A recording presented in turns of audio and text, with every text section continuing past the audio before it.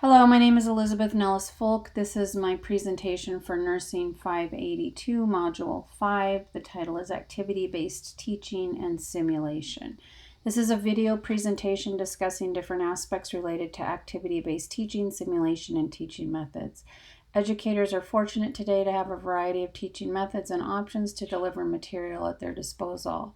An effective educator will be able to determine the best teaching methods and delivery methods for the defined learning objectives and learner audience.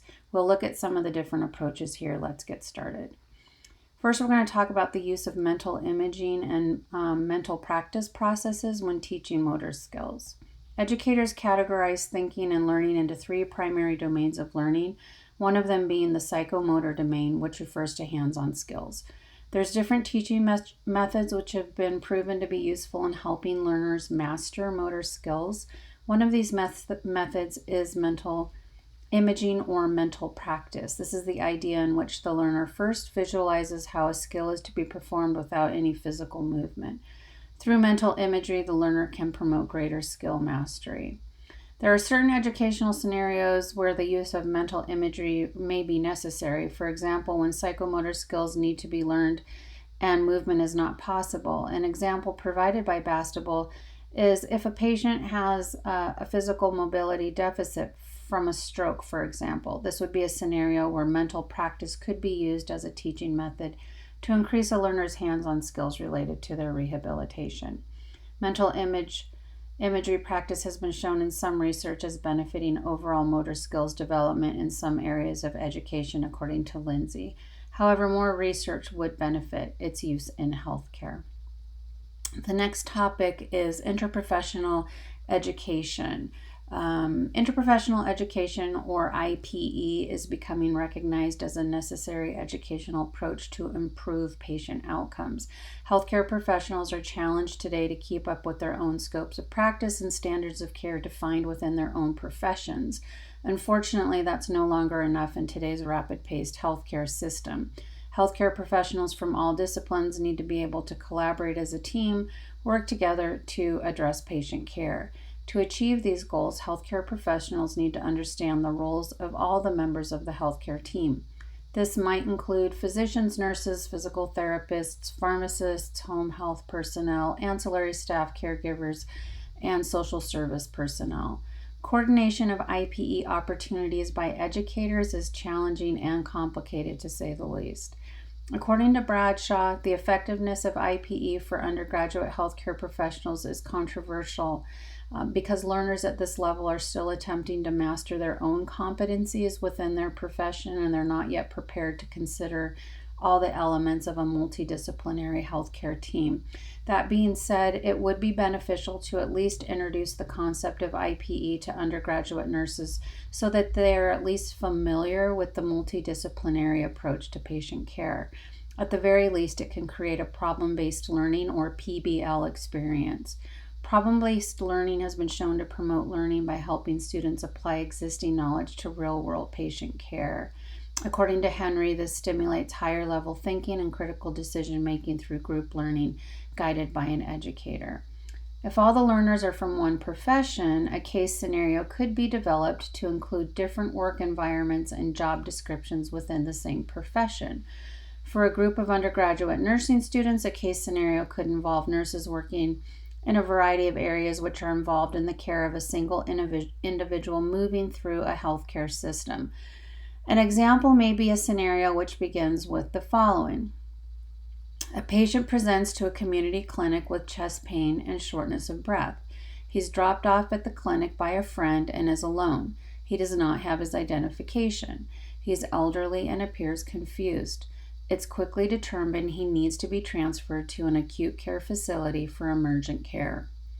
The scenario could follow this patient from community clinic to transfer to an emergency room, to admission into acute care, to utilization of case management and social services, and to eventual discharge to home health with rehabilitation services included in care. For an educator applying the scenario design principles outlined by Bradshaw, the following scenario elements should be addressed by the educator.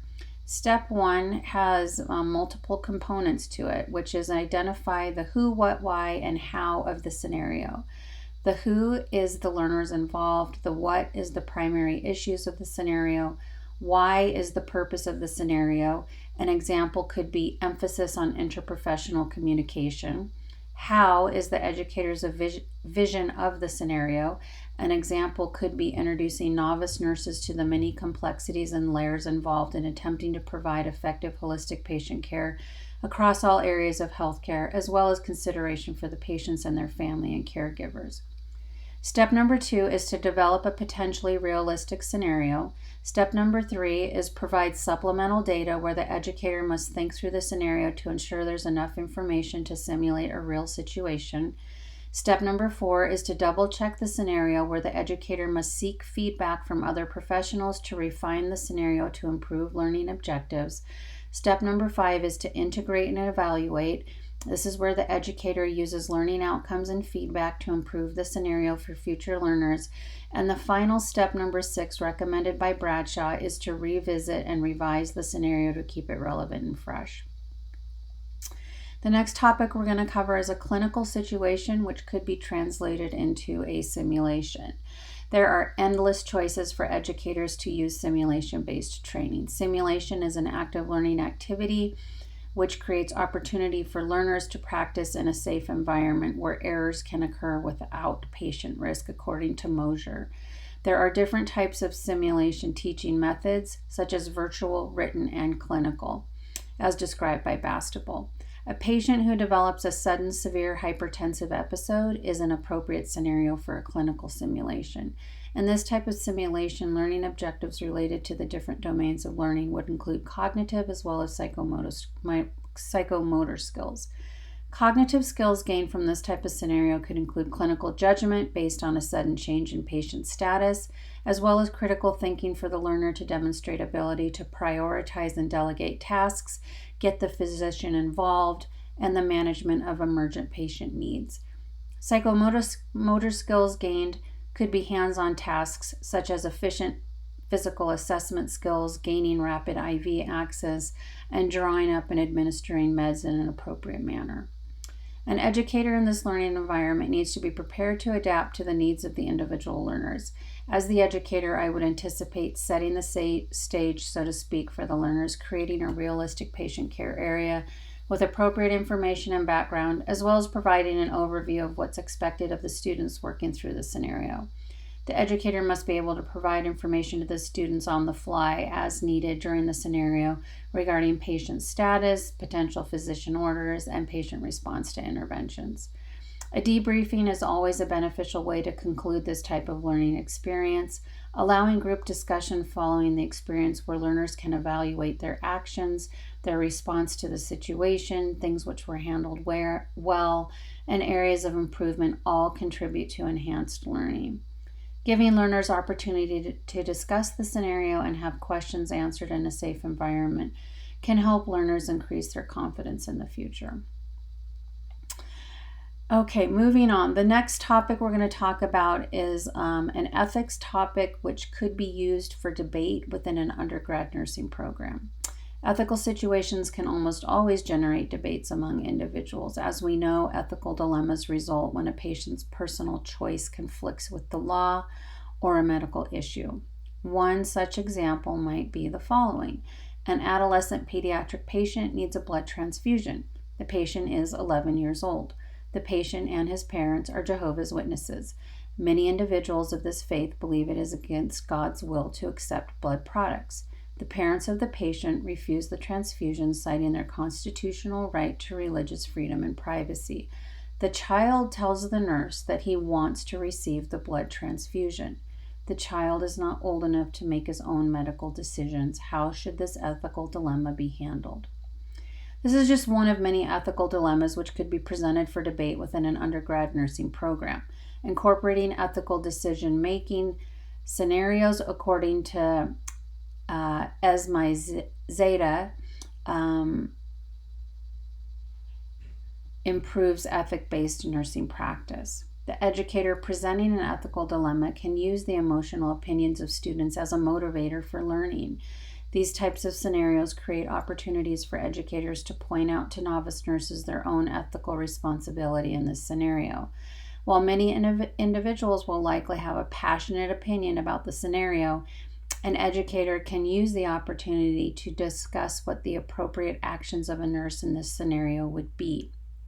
Rather than solving the dilemma, emphasis can be placed on knowing the appropriate steps to take, such as following institutional guidelines for ethical dilemmas involving appropriate personnel, ensuring the patient and family members continue to receive compassionate and non-judgmental care, protecting patient privacy, and discussing how to document such situations in factual and unbiased ways.